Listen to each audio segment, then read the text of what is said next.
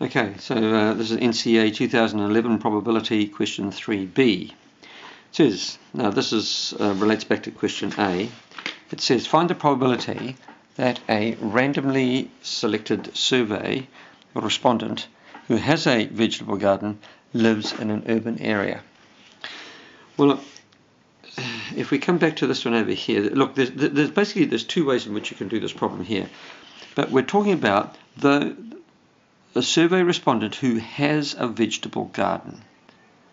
Okay, so we're only talking about people who've got a vegetable garden. What's the probability that they live in an urban area?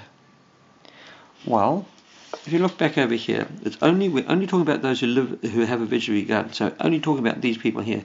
So we have what we call a reduced sample space. There's only 114 people who have a veggie garden. What's the probability they live in an urban area? 42 out of 114. Alright, so probability 42 out of 114.3684 for a merit tick. Goodness me.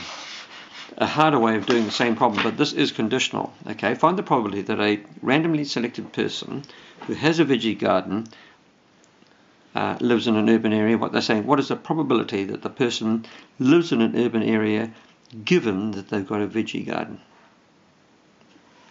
Okay, the probability of U, urban area, given that they have a veggie garden. Definition of conditional probability, probability of U and V divided by the probability of V. So the probability of U and V, urban area and a veggie garden, 42 out of 150. Divided by the probability to have a veggie garden, 114 out of 150. Okay?